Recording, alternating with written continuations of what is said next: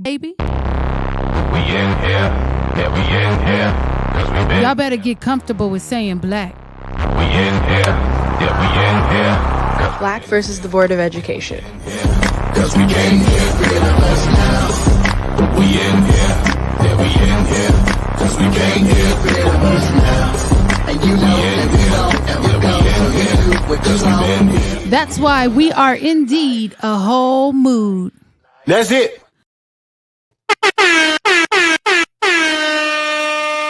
It's May 15th, and you know what it is already. It is another Monday right here on Black versus the Board of Education. Hello, hello, hello. My name is Miss Laureen, and we welcome you into this place as usual. But before we get the conversation started, y'all know the routine. We got to go and let you know who's in the building. Miss Anaya, we're going to start with you. Okay. Hi, everyone. My name is Anaya, and I'm currently a senior in high school, about to graduate next Monday. I'm happy to be back in the podcast room, you know. Y'all act like you was on punishment. Knock it off. Jalen, hey. Hello, my name is Jalen. I am a honorary Louisianian. Still with go. this, man. Bruh. How many months has it Check my track record. Ask the pastor. He has the exact date that they swore me in. Now Yeah, you're making up stuff. Swore me. Hey, It's crazy. we can call pastor. Okay. So yeah. Were you done or good? No, I was Because good. we over here cutting you off. No, Yeah, that's great. Okay, That's all great. right, Miss Jada. Hey y'all, hey, my name is Jada. I am in the Sacramento area. I am officially a graduate, y'all. I finished up my last assignment. I'm good for the rest of my senior year. Thank you. And I'll be walking the stage in June. I'm so excited. You're so excited. I took my pictures today. It was nice. That Yeah, was nice. it was nice. Oh, okay. Are you just telling them because you want them to look at the pictures at some No, point? you don't have to. No. You don't have to. Okay. Maybe Tevin will give us a sneak peek. I don't know. Hopefully. Where's Adrian? Adrian. I know y'all miss me in my We do. rightful spot in the podcast room. Oh, not Yeah. too much, because he's the OG. Oh. I'll hold it down. over here. Hold it down for us over there. 'Cause she goes for college. No, you look good with that background. You look real good right there. Get comfortable. Goodness. You're gonna be Hold gone soon. Don't get used to it. Hold it down for the fellas, Adrian. I see you, boy. I got you. Oh my gosh. Bring Melissa. Come on. Adrian got cut off. Get to know what you're doing. Melissa. Let's not forget who's the OG here, Adrian. Anyways, Melissa J. my name is Melissa. Cool it, Kevin. My name is Melissa. I am in the SoCal area, and I'm a junior, and I'm excited for today's episode. Welcome back. Welcome. If you don't All stop, right. stop. Tevin, really? Melissa, I wouldn't give him a new poem. I wouldn't even do it. You know what? Kevin, you might have to do it alone. I wouldn't even do You're it. testing it right now. He getting an old poem. Oh, can that be the Said name of the an old poem? You poem. testing it right now? Ooh, Hey, that's I good. like- Somebody I write that down. I did. That's Write that down. Write that I'm gonna down. do that right now. But you know what? We have a guest in the building, and I'm so excited to bring this man on. I was gonna call him a young man, but I didn't ask him how old he was, and so I don't want to offend him or anything like that. But this episode is called "The Treasure Within," and we have a special guest, and I'm gonna let him introduce himself. So, can you pull up our special guest, please? Hey, how y'all doing? Y'all doing all right? Yeah. Hey. Good. You can call me a young man. I'm knocking on the door at 30. I turned 30 this Oh, year. you a baby? Come on now. I'm still a young man, so it's all right. But my name is Micah Autry. I am a professional speaker and a media professional. I am the host of the Secrets of Silent Success podcast and also the co-founder of On Media, which is a full-fledged production company focusing on videography, film, photography, etc. And I'm based in the great state of Texas. So yeah, hold it down. I love it. Well, welcome. I can say a little bit of California love up in here because our other one ain't here. Okay, yeah, so West Side. Yep. Welcome to the party.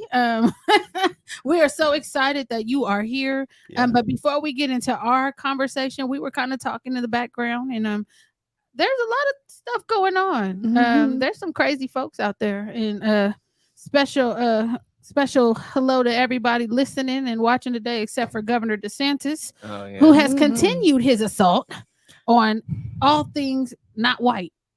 from critical race theory to sororities and fraternities Mhm. to banned books about Black history and some other things he's concerned about. But today he decided to take away diversity, equity, and inclusion programs from campuses, college campuses. He needs a hobby. What do you think, Jada? I think he needs to touch some grass. It's like Touch some grass. after everything that has nothing to do with white people. And it's somebody called him borderline anti-Black. No, you fool. Because what are we doing right now? What is he doing, Anaya? What's happening? Being weird. It's just like, and he was the guy who also, I guess, didn't approve. I wouldn't say banned, but didn't approve. Well, I guess banned the teaching of AP African American Studies in Florida, which is very just. You can have American history, but Black history is American exactly. history. What you mean? But they don't want to talk about that. Weird. That's why he banned critical race theory. Yeah. Like, what are we doing, bro? Jalen? Oh, first time I heard of him was when he banned the fraternities. I was just like, well, he tried to ban the fraternities. I'm like, why? Like, that's just college. That's what colleges do. It has nothing to do with him. Like, now I'm confused. So was it just the historically Black fraternities and he tried to make sororities, them or was I think it was he wanted to make them like inclusive. Like you can, you know how like Yeah, you know how they say kind of like BSU? BSUs, and They want to Yeah. make Public school everything system? an open space. Like, No, it can we doesn't. just have something, please? Can we have that just to ourselves? Is that okay? Oh, no? Oh, all right. Because that's annoying. It's annoying. Yeah. Adrian, what you think? I'm just confused. I mean, I'm just an obsessed guy. Like, I seen the headline, I didn't read into it, but I just want to know why. Like, what is his goal? And this is the joke. He hasn't officially declared he's running for the presidency, but he's out there campaigning lightweight. And of course, you know, they're leading into their base. And, you know, I don't get into Democrats and Republicans because personally, I believe they're different wings of the same bird. One is overtly racist, one is covertly racist. You tell me which one it is. But I think that a lot of times people hold up certain people, and this is the same guy that started that. What is that name? The name of that dude, the penny guy that choked the dude on the subway, and he said that he was a good Samaritan. Yeah. Like I this know who the you're same talking about. guy, Melissa. Oh, what? Yeah, I don't know what's wrong with any of these people. Everybody needs to go sit down and mind their own business, because he's talking about, like Jalen was saying, it's not inclusive, but has he actually done any research about fraternities and sororities and HBCUs in general? Because HBCUs don't just accept Black students. Like, there are also other students who can and do go to HBCU. So if he actually did his job and research before he made decisions, they would be educated decisions. He needs to just stay out of everybody's business.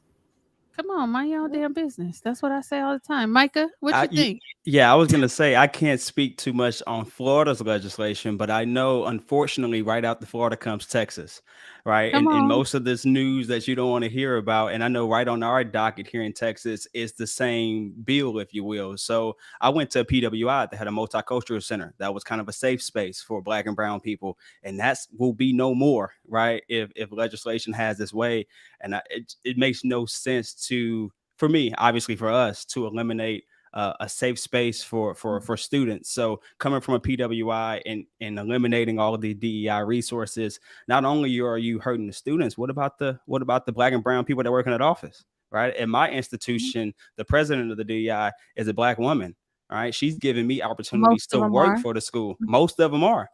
Yeah. Where do these people go? You know, it's hard to get jobs in higher education at that level. In the one president tab that we got, we're trying to eliminate it. So, like I said, I can't speak too much to Florida, but I know Texas, unfortunately, we in second in line, unfortunately. I think it was Charlemagne the God over at the Breakfast Club that say all the crazy people are from Florida and Texas. Florida, he ain't too far off. Yeah. He ain't too far I mean, off. we got some crazy folks here too. Nah, but Florida's different. Florida's a whole No, country. Florida Nice. is- What's in the water? North Florida's different. Gators. Gators. Literally. I think it's weird how he has this fetish about trying to tell black people how to control their spaces, and not even control, but like Not take the it fetish. away. The fetish, like The you're concession. targeting everything that has to do with us. Tell me it's not a fetish. He wakes up one morning, he's like, "How can I ruin black people's day to day?" Like, it's a fetish. It's a fetish. Melissa, what you saying? I'm agreeing with Jada. It has to be. He has to, like, you know how we have affirmations on our walls. That has to be the first thing he sees when he wakes up on his wall. How can I ruin a black person's life today? Because there's no other explanation. He's in everybody else's business but his. We're gonna put a pin in that because we're gonna travel on over. Is it Memphis? Yeah, it's Memphis. Where you got this young man just losing his ever-loving mind. Yeah. Why are people playing with guns on But- social media after they done John, already you wanna got know- in trouble? But you want to know the worst part? He What just is lost. it? He just lost out on $40 million. Mhm. You don't because need of the- $40 million if Well, he's acting like this. He just I'm lost sorry. out on $40 million because of the first gun incident. Mhm. And then 2 months later, after they really slapped him on the wrist and gave him 8 game suspension, Oh yeah. now you're doing it again. And then it's like they came out and they said he's probably going to be suspended for at least half of next season. Mhm. So it's like, isn't that hurts his NBA career? Yes. Oh yeah, Yeah. it hurts. Why it would you hurts ruin your future like that? that? And How old is he? 24, He's- 23 or 24, Ah. 23 or 24. Adrian, you picking your head. Like, what's happening? Because it was crazy. I woke up to it. I'm like, again? Yeah. I'm in trouble. It No, was I like, thought it- that's, I thought they were bringing up old news again. I'm No, like, me too. I yeah. thought it happened already. No. And No. it's like, I see people trying to steer away from accountability from him again, blaming the friend for being on live. But it's like, not even the friend expected it. Like, you had to go frame by frame to see the gun, and you still got caught.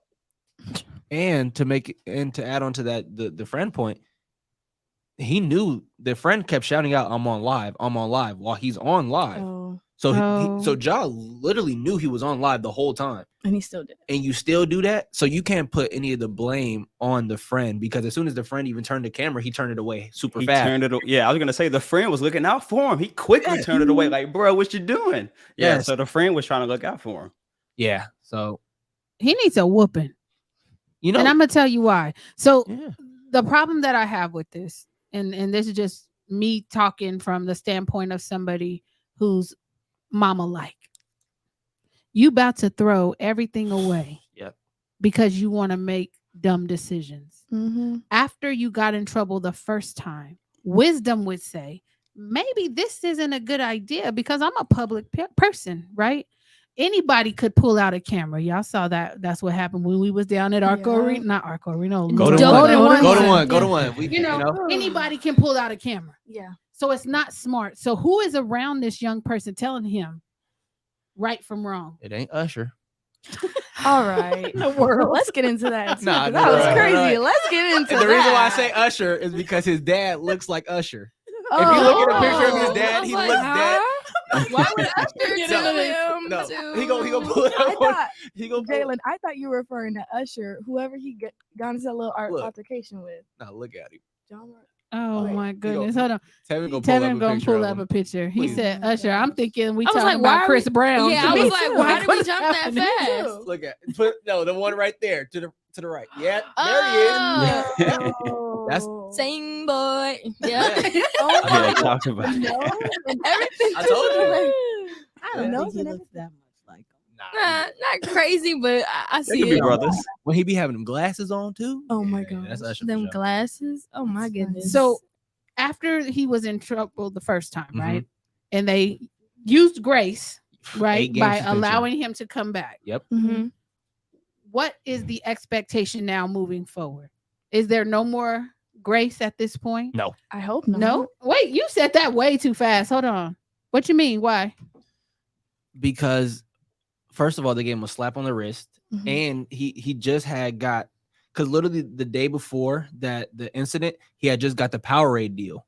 So he just got the Powerade deal, and He then was celebrating. No, and then the next day he's in the club with the gun. So then they took him off the Powerade deal, and he just got a signature shoe. So he's getting like literally all these things And lined up. It up. And it's not even, if we're being real, he had 5 prior incidents to that. He beat up a 17-year-old. Oh yeah. He walked up to the his mom called him because he was in an argument at Champs. The mom, he came up and threatened to beat up the worker who was like 18. Then he got into it with the security guard and said, "Oh, what time y'all get off? Because I'm gonna slide back up here." And like, so he has a history of doing this. He's like, And then he put So up. does he need anger management? What's the That's problem? something. I don't know, because they Let the gave money him. get to his But the head. thing about it was they Right. gave It him. is the He's money. untouchable. Yeah, and they gave him. They made him do some therapy, but they That gave don't- him no, but it was like for 4 days. And I then don't, he came I don't back. think I'm so. like, what? Anytime somebody gets in trouble, just like these school districts, Mhm. they are going to come out with a statement, and it's normally boilerplate language, right? I don't believe he did any counseling. I don't either. Not He was there- making this same decision. He was like only there there's been no accountability, and you said accountability earlier. When there's no accountability and there's really no punishment for the way that you do things, you're going to continue to do what you did because there was no consequence. Yeah. Right. Yep. And so we have to be very, very clear when it comes to first of all, our children, our boys, our men are not going to be given the grace to continue to make mistakes. Mhm. You can keep saying that this was a mistake. At some point, you're going to have to know better. Mhm. And he needs some people around him who are going to tell him right from wrong and not be yes men because he has money and he plays in the NBA. Mhm. We have to keep it a buck. Mm-hmm. And so now, because nobody was telling him, or nobody he respected Mm-hmm. was telling him right from wrong, now here we are again in the same situation. And I believe the response should be harsher than it was before. Yeah. Because how do you learn if there is no consequence for the action? Yep. Mhm. Right? Yep. I don't know. Micah, what do you think? I was gonna say, I would ask you all, how harsh do you think that punishment will be? Because I think because his level of competencies on the court, they're gonna brush it to the side still. And that's what's scary. That's because they're gonna scary. brush it to the side because hey, he can hoop. They're gonna put him back on the court, and he's not gonna stop till he gets shot himself, or he shoots somebody else, or something more tragic happens. I honestly think they gave him a slap on the wrist this time. I think they give him another slap on the wrist, put him in timeout. They hurt his pocketbooks a little bit, but because of his level of skill as a basketball player, they're going to continue to forgive him. If he was a bench player, if he was a 6-man, he's out the NBA already, right? So this level of competencies on the court has allowed him to brush over, and I think it will continue, unfortunately, until something more, unfortunately, probably tragic happens. But I don't know. I see them giving another slap on the wrist and him going back out there and balling still, but I don't know if he learns his lesson or not. I think that they will give him at least half a season, and the reason why I think Is that harsh or no? Yeah, That's harsh. 41 games. Yeah, for Yeah. NBA And I player. think, and it'll be no pay. No pay. Yeah. So, and because the main reason is because 2 weeks ago after they lost to the Lakers, he lit in his going home meeting, he says, "I have to make smarter decisions. I have to be a leader off the court, and because what I did this season put my teammates in jeopardy and it ruined our season. So I need to be better." 2 weeks ago he said that, and then now 2 weeks later, Who drafted that statement? no, he said it during his thing. Who she's saying drafted that statement? made I know him he say Yeah, said who it. coaching him? Yeah, who coaching him on the back end? Because Only thing you can't say things like that and then do what he just did. Yeah. Like, Yeah. that They're doesn't. They're diametric Contradicts. Yeah, like you That's can't. straight do that. PR. yeah. Yeah. But I don't think it's going. Well, I would hope that it's not a slap on the wrist, and this is why I believe so, because I believe there are other brothers out there with the same amount of talent that haven't gotten a shot. And so I think that there's a dime a dozen in the neighborhood that poop just like him that would make smarter decisions. So it just depends on. I haven't seen his contract. Honestly, I've never seen him hoop. If I could be perfectly honest, They're trying to make him the face of the league, and that's why okay. this Well, is you such can't a, be a yeah, face that's of what the I'm league saying. doing this, And that's why it's so like, what are you doing? Because like maybe it's too much too fast. maybe Oh, for sure. He's 24. Yeah, he's young. he has a He 20 let million the contract. fame and money get to his head. That's what I said. Yep. You let the fame and money get to his head. think And it- because they gave him a slap on the wrist, he thinks he's invincible right now. Yeah. He thinks he's untouchable. On top of that fame and the money. Yeah. He's I like, heard "Oh, I'm good." I heard a quote one time from a doctor that said, money doesn't change you. It makes you more of who you already are. Come And on so now. if you already think Mhm. you got Yeah. this trap boy mentality, just giving you money, it's only going to exacerbate Highlight. Yep. the issue, right? I don't think it changed him. I think he was already this behind closed doors. You give him a little money, now he really flexing. So Yeah. Because I think there was a comment made about him, like, "Oh, he want to be hood so bad," or like this. But what that, if the he's third. what if he That's is what I'm hood? saying. I was Yeah. like, He I might think really that's be just hood. what he is. Yeah. And then other comments would be like, "Oh, he wants to go back to that." I'm like, "Well, if you take someone out of their known environment, do you think you're really taking them out?" You can. Like, What's they still have that that phrase? mentality, You could maybe. take him out the ghetto, but you can't take the ghetto out of him, or something like that. Mhm. Yeah, Yeah, I know something what like you're that. talking Yeah. Wow. Well, Yeah. we're going to see what happens. But I'm not happy with one, the first response, because that gave him the impression that he can do what he wants. And that is not a way for our young men to act in society, because there's always going to be someone ready to take you down to where they feel you should be. And I think that we have not prepared him for what reality really is, because did he come straight from a college? Where did he come from? Murray State. Murray State. So we've had athletes on here before. Yep. And they talk about how they're treated as athletes, how they're kind of lifted up on campus, and they're the big men on campus, and they have all these privileges, right? Yep. And so I don't think that he's ever not had the privileges, even if he was a kid from the hood. And that's what they bank on. They bank on that somebody's making money off of him, whether it's his agent, whether PR people, whether it's, his coaches are making money. The franchise that has him in the franchise, they're making money. Everybody's making money. He's a cash cow. Right. So they're not going to let go of their investment as much, but that does not teach him how to function in society. And that's really, really dangerous. Because if he lost everything today, all the money, all the privileges, what does that do to him as a individual or a human being? Yeah. We got to get back to the humanity of it. But we're going to switch gears, because I'm sorry, I didn't mean to spend so much time on that, Micah. Nah, you're We're here good. to talk about you. So as a media personality and as someone who owns a media company and you're a professional speaker, what advice would you give someone like this young person? To somebody like Ja Morant? Yeah, I think you got to change that circle for sure. But a lot of times I feel that we may not know what we don't know. And so when you don't know what you don't know, you only know one direction. He's going in that one direction. And until somebody puts a barricade in front of him and stops him, because even with them, as we were talking about the 41 game suspension, even with a 41 game suspension, if they're 500, right, at the All-Star break, he come back, they make the playoffs, they're in the 6th seed, nobody cares, and he makes the same mistake next offseason. Yeah. And so I think either you got to put a hard barricade in front of him, or he's going to run into something harder. And so I just hope that doesn't happen as a very talented Black man. But I think you got to change that circle, and then you have to educate yourself. Like, education is the biggest thing. You see all these books behind me. I give all my success, not all of it, but I give a lot of my success to those books behind me right there, because you got to educate yourself. And he can educate himself first. Don't go to Florida, because they're taking all the education away. But there has to be some men around him that can get to him. I don't know how he grew up or his family makeup. I don't even know if his dad is a good influence. He may just be riding the coattails because he's on the front row in the damn game, and he looks like Usher. I don't know. It's weird. Melissa, I'm gonna come to you. You got a question for our special guest, and y'all get ready, because we're gonna turn this into the Micah show. Okay, so my first question is, so we can all get to know you, but so everyone watching can also get to know you. Who are you? In 3 words or a really short phrase, who are you? 3 words. I'm an entrepreneur.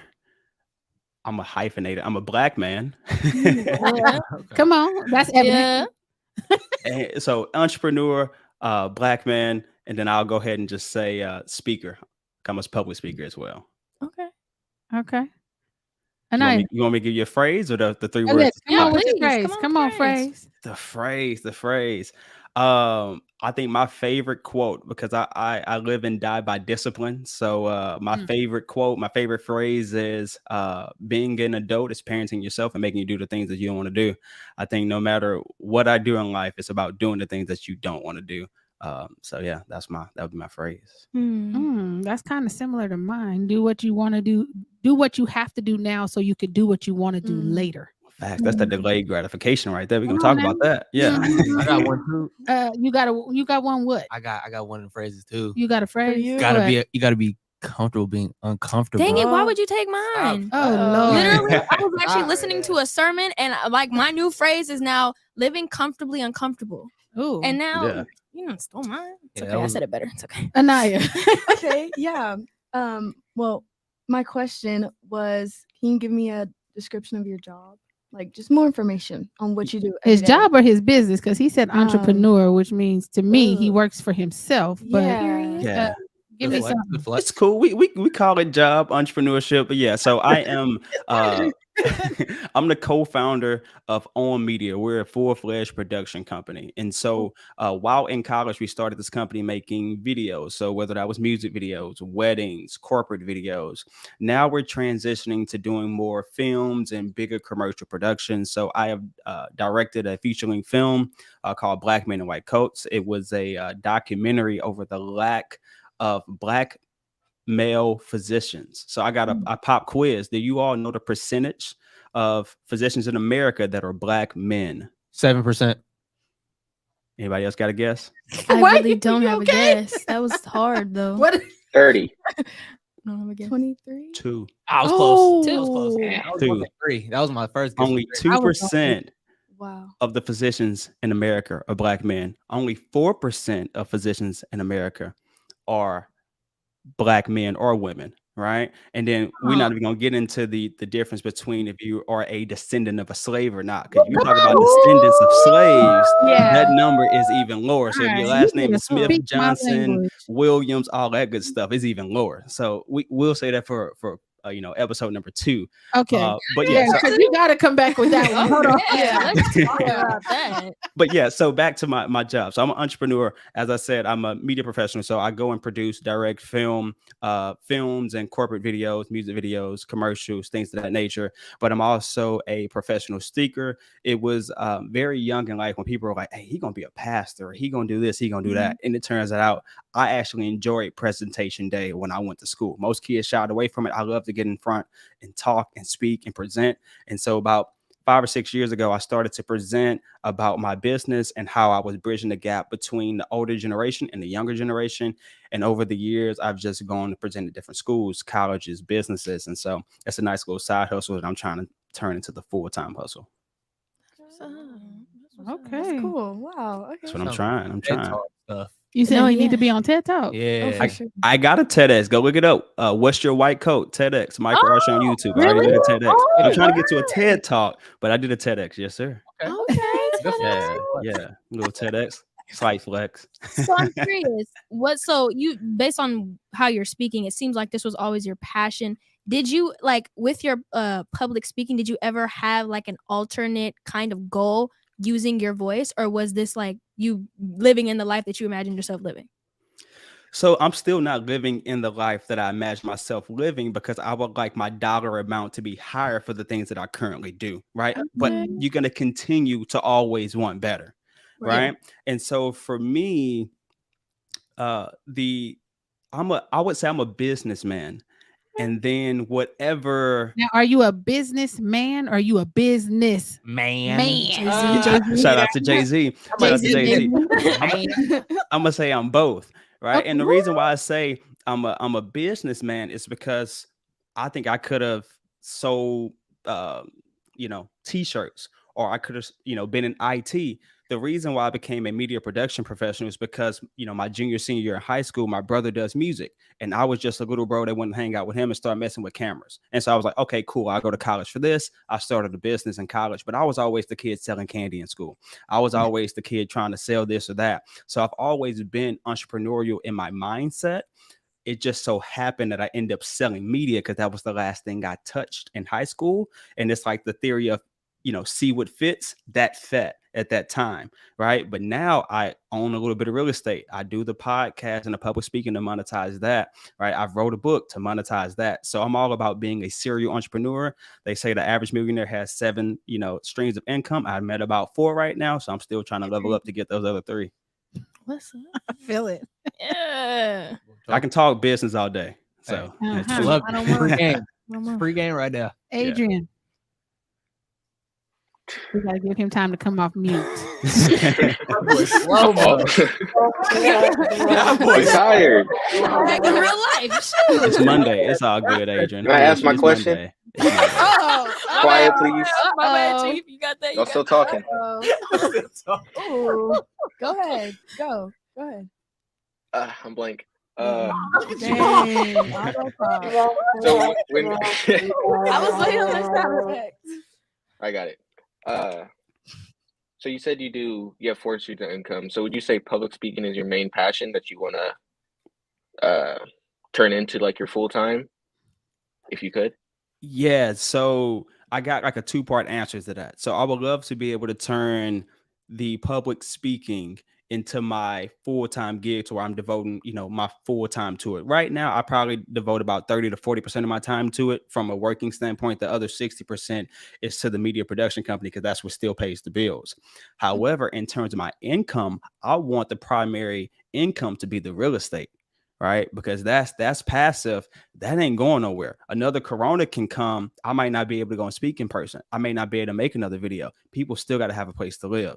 So I want to be able to have my real estate to continue to invest in those properties for that to be my primary source of income, but the primary source of my time, I would love for that to be the public speaking because I'm trying to help people that look like us. Right? I'm trying to help the Black boys and girls.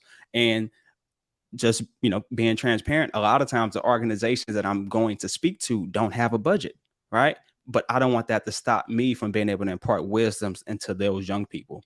And so if I can get my real estate income to provide the lifestyle that I want, then I can go speak to whoever, whenever, however I want to, without it being a dollar amount attached to it all the time. Okay. Jalen. Okay. My question for you is, as somebody who has been having to speak, like do a lot of public speaking recently, what is your biggest tip for how to be a better public speaker? Practice. So I'm a sports guy. I'm a competitive guy. I believe in the principle of Kaizen. Anybody know the definition of Kaizen? Kaizen. Don't Google it. Don't look it up. But if you can tell me the definition of it, I'll give you $50. I'll cash out you. I feel like my dad has told me about it. Isn't that like being locked in, Kaizen? being motivated? Nah. Kaizen. I feel like I've heard, I swear dad said that. Kaizen, Kaizen. It's the principle of continuous improvement. It literally translates. It's a Japanese principle. It literally translates to making better. So for public speaking, I've done so many free gigs. I still do free gigs. I've done so many free gigs that I'm continuing to make myself better at public speaking. Right? Like I said, I'm a big sports guy. Steph Curry, I think he's probably the best shooter that's ever played the game of basketball. And he still will put up 400 shots at practice. Why? Because he's making better. So no matter how good of a public speaker I think I am or I continue to be, I just got to keep practicing. And it's crazy because once you build competencies, you build confidence. And once you have confidence, you can do whatever you want to. Yeah. That was wrong. That's a bar. That was a bar. Yeah, that was the wrong one. He should have had a, Crazy over here. It's all good. Melissa. I don't have a question right now. I'm just so in awe of like everything that you're talking about. I want to be able to get to that point. I also like speaking. I'm a poet. And so being able to monetize that and turn that into something that you can live off of and be able to have 4 different sources of income from your passion is just amazing. So I'm just in awe right now. I don't have a question, but I will think of one. Well, I'll tell you this. So I believe the internet is the great equalizer, right? So I was not only a young Black man attempting to be in business. I was a young Black man that's an introvert. I like to sit in my desk and work on the computer all day. But the internet is the great equalizer. You can start going out there and monetizing or turning your passion into your paycheck when you're 16, 17. I was in high school. I never worked a job in high school. I've actually only had one job my entire life. It was for 3 months, my second semester of college. And I did that because I thought you should get a real job. And I was like, no, I was already making money on my own. Why would I do that? That's dumb. But no offense to anybody who works a job. Like, by all means, get your money. But for me, I was like, what was I doing? I'm tripping. So if you're saying like, hey, I want to be able to make my passion into my paycheck, I'm saying go out there and start now. Because my story is, hey, when I was in high school, I got a little camera, right, about $300. I got it on layaway at Best Buy. I don't even know if Best Buy still got layaway. I'm showing my 30 a little bit, but I went and got a camera on layaway at Best Buy and started filming music videos, right? I made $75 for the first one, 150, then I made $300. I'm buying my sneakers in high school off of money that I'm making as a freelancer. And then when I got to college, I was still doing freelance in my junior year of college. I was like, how do I make this a full-fledged business? So I got the LLC, I got all the paperwork, everything. But it's no age requirements on business. You can go out there and start doing it now. And I believe the internet is a great equalizer. I could do all my marketing. I could do all my social media without ever having to shake a hand because I'm an introvert and without someone knowing necessarily how old I am, because you have the internet as that great equalizer, right? If you got the talent, if you got that drive, you got that discipline, it don't matter how old you are. That's what's up. Miss Jada. My question is for your podcast, which unfortunately I've never heard of it, but I would like to know more about it. Can you Sure. tell me a bit about when you started and what you guys talk about? Yeah. So the name of the podcast is The Secrets of Silent Success. I went with that name because I'm a pretty private person, but I think I may have some wisdom to impart into others. And I also wanted to interview others who may have wisdom to impart, who are not real loud on social media. So as I said, I'm an entrepreneur. I meet a lot of other entrepreneurs, and I'm like, man, you got like 40 followers on Instagram, but you got $1 million transportation company. Like, I need your game. Like, how you do that, right? And so what I went out there and did with my podcast, I interview minority entrepreneurs. Right. So Black and brown entrepreneurs about how they got to where they are, some of their success, their tips, their secrets of silent success. And we have that conversation for these individuals who may not have a loud or big following on social media, but they have the tangible results. They've been in business 15 years. They have $1 million annual earning company. I want their secrets to success. And so that's what I put together. That's what's up. How often do you guys meet? So we release a full episode every Tuesday, and then I post a lot of my speaking clips and some of the social media clips. I try to post every day on YouTube Shorts, Instagram, TikTok, etc. What we've been doing right now is we'll try to meet up on a Saturday and film 3 or 4 episodes. But because we are having a guest on every single episode, it is a little bit more sporadic where, hey, we just do a random one-off one like this Wednesday. But we do release an episode every Tuesday. Oh, okay. We're gonna have to check that out. Yeah, check us out. Give us that follow, that subscribe. I'll do the same thing. Got to support each other. Yeah, I'm gonna go look that up. Yeah, for sure. So when you're talking, and I think you may have reached out about trying to come in and do something with Black Youth Leadership Project. Yep. So what type of things were you thinking you would be interested in doing, and how can we collaborate in the future? Well, I think we already collaborating. Having this type of conversation, having this type of rhetoric and dialogue, that makes me happy, right? And so we can all learn from each other. So I think we've already started to collaborate. I like to go out there and just do research. LinkedIn, for this is some free game for all the young people, old people, everybody. LinkedIn is the way to go. If you don't have a LinkedIn, if you're not utilizing LinkedIn, go out there and utilize LinkedIn. You say you're not? I'm not. No, I'm not. Yeah. I mean, I'm on there, I guess, but I'm not utilizing it because I don't know. I prefer Facebook.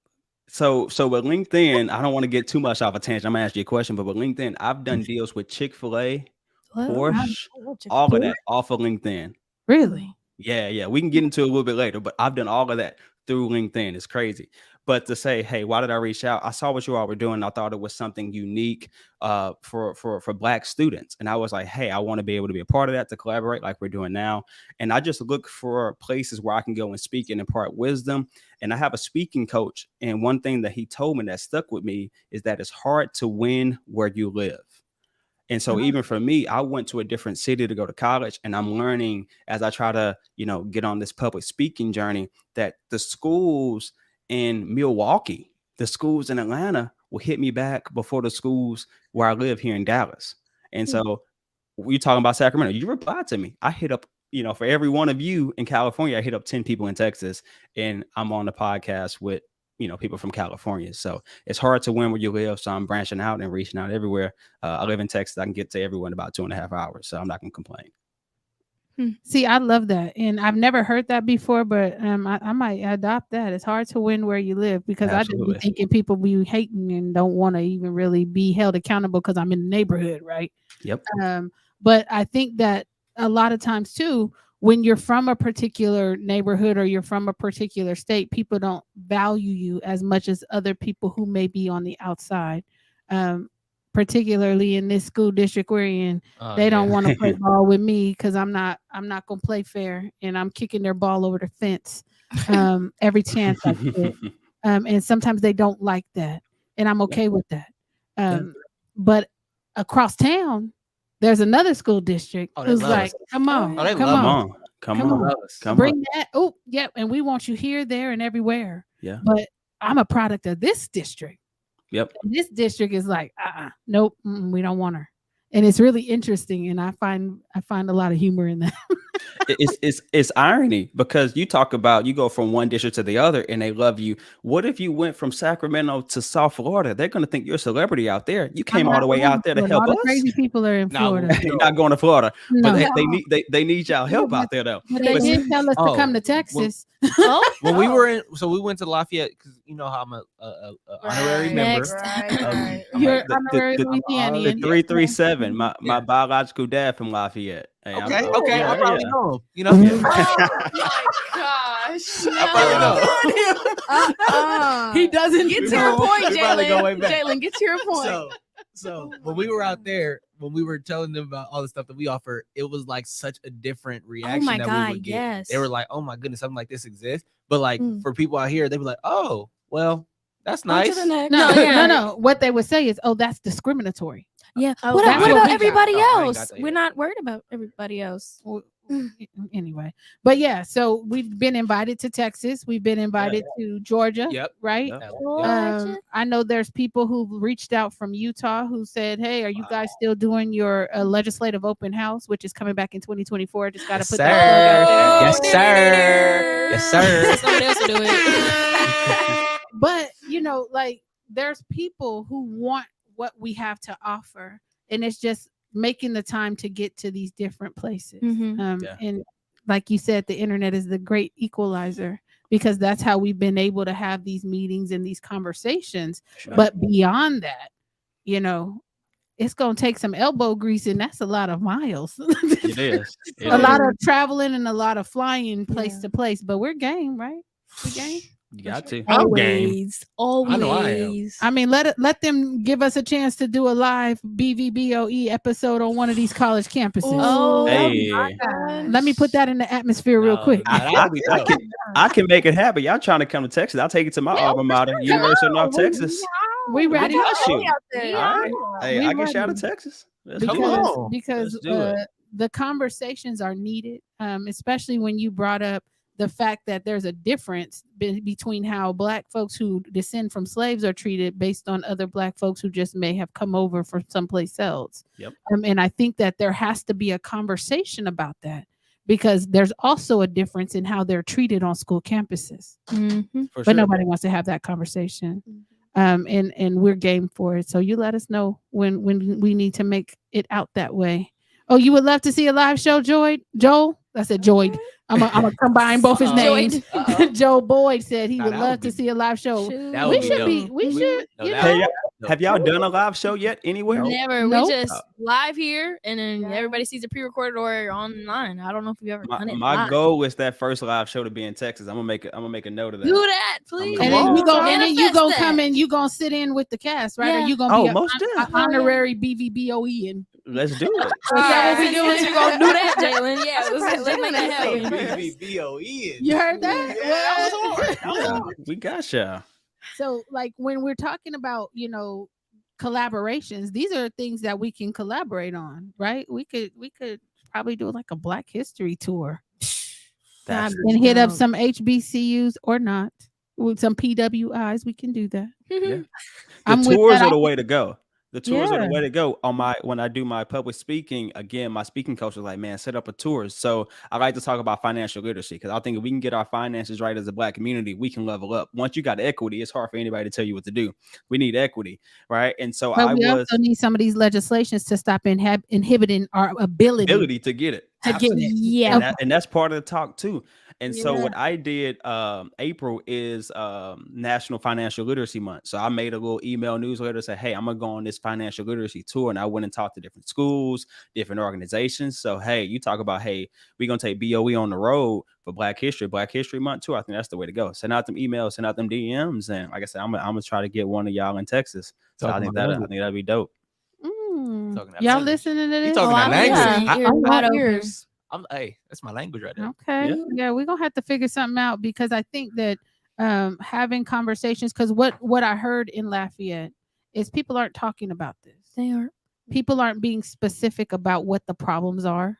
And I think that if we decided that that's what we wanted to do as a podcast team, which I know y'all would be game because y'all like to travel and y'all like to see new places. I like to stir trying to be the pot in different places. You know what I'm saying? Trying to be honorary Dallas member. I gotta hear more about this Lafayette trip. Not to be people even know what Lafayette is, and the fact that y'all been there, y'all talking about it. Well, y'all at ULL. What was y'all doing in Lafayette? Man, so Losing basketball games. Nah, so If you want to get down to nitty gritty, if you want to get down to nitty gritty, Okay, y'all bringing up Lafayette. What's up with that? all right, so we went out there Here we go. for a Passover event. Like, you know what I'm Accent is saying? crazy. But look, Here, you know, we was out there, right? And then the pastor was hooping. So we had to play pastor team. It was a basketball thing. no, Wait, it wasn't a basketball wait, thing. nope. It was Passover week in Lafayette. Yeah. Basketball happened one of the days. Okay, so listen though, because they want to bring up the basketball game. We had to play pastor team first in his church. You think we beating the pastor team Home in his court. church? Yeah. Are It's you a home gonna court wait cooking. Okay. Let him talk. I'm Let him talk. He ain't talk all day. He's like real talk though. Stop flopping like LeBron. No? Oh, Hayden. Yeah. Hating? I No. I The would have worst- liked to have seen the ball go in the hoop. Yeah. Oh. Yes. Like As much crap as he was talking But so listen, much folks crap. was talking. Wait, so much. Wait, but this is the thing. As an entrepreneur, you know you got to sell the fight. No.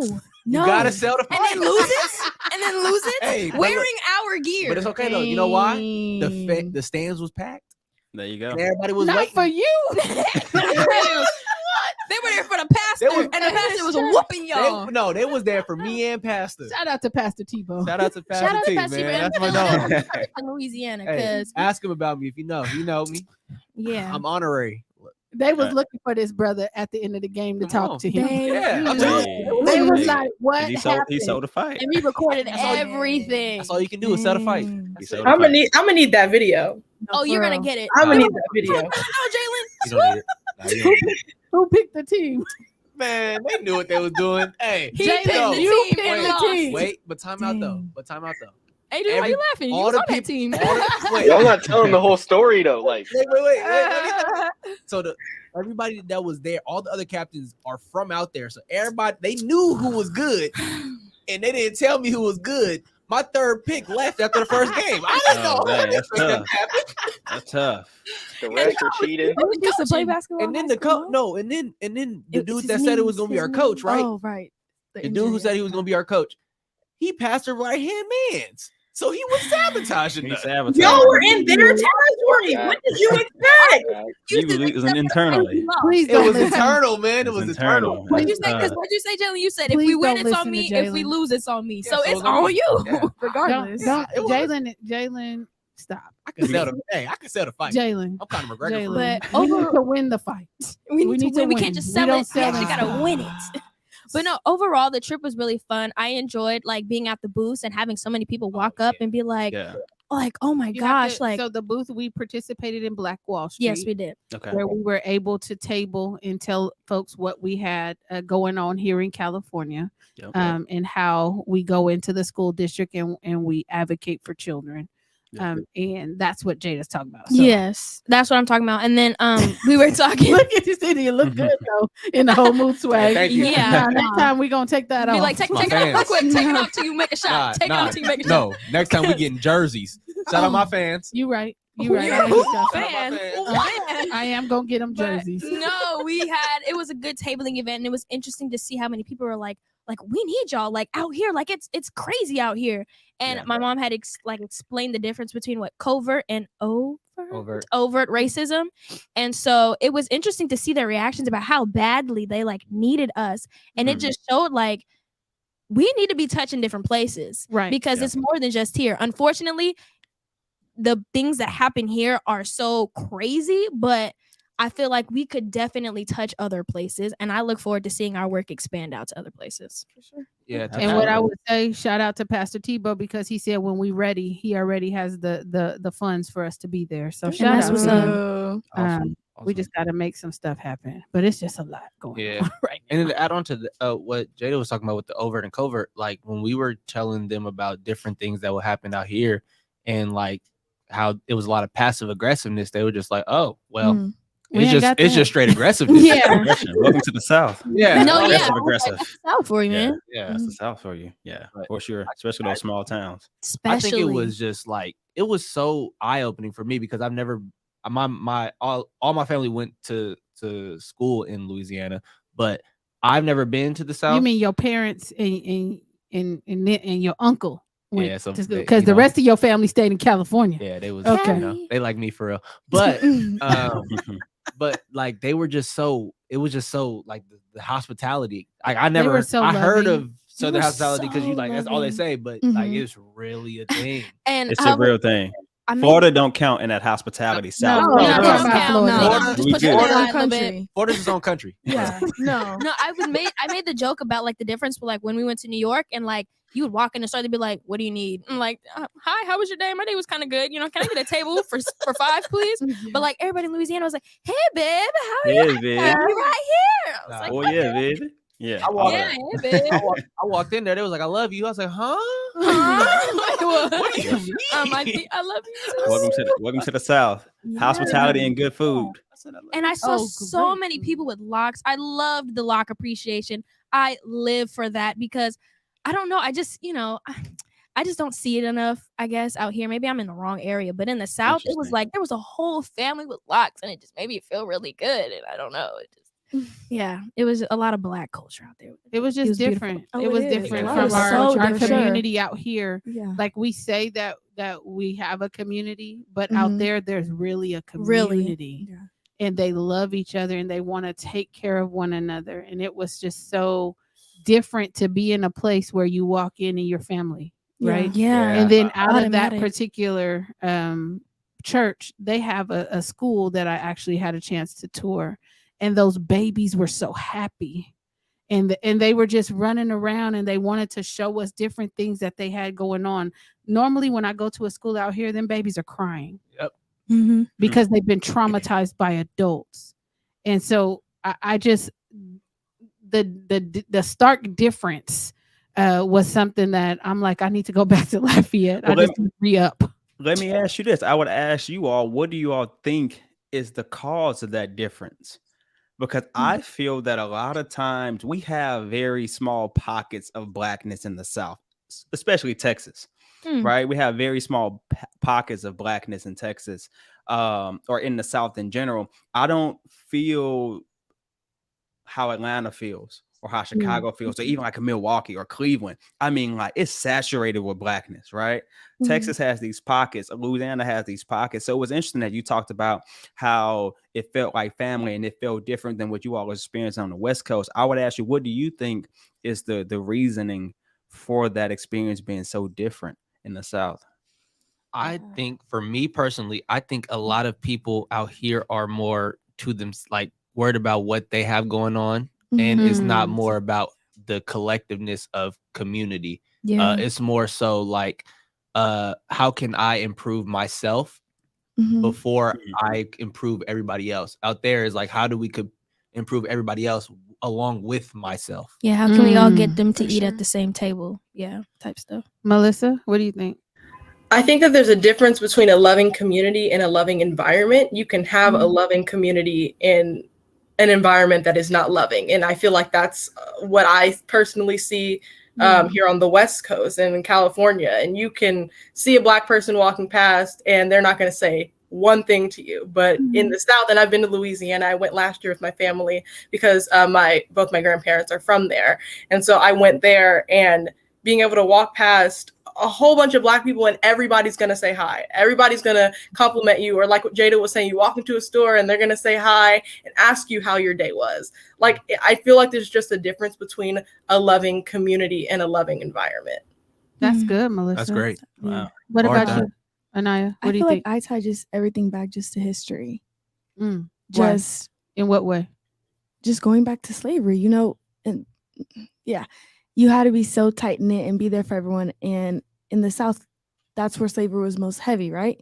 So I feel like that's just passed on through generation through generations. You have to be there for your people, be there for your people. Not saying that we don't have that same mentality in California. We don't. Okay, right. So I just think that's where it just stems from my thoughts. That's the first thing I thought of, is just was passed down generationally. It was just be there for your people, Yeah. like unconditionally. Adrian? I think the biggest difference is when you're in the South, one thing I feel like you're growing up on is respect. I noticed when you're there, everyone calls older females ma'am, sir. For sure. You know, it's very respectful. And here it's like, we're rude. And We are. That's You ain't California wrong. for you. Yeah. Talk about it. Yeah. And I noticed that in myself when I went to Louisiana, but like people were talking to me random, like, why are you talking to me? Yeah. Hey. Like, I'm like, Talk I about mean, it. going there, I was able to check myself. I'm like, hey, this is how it's supposed to be. yeah. You're like, oh, this is how I'm supposed to be treated. All right, got Yeah. it. Got it. Miss Jada? I feel like my mind just went blank. I feel like so I've been told that the South moves a lot slower than California, especially on the West Coast. The East Coast seems to move a lot slower.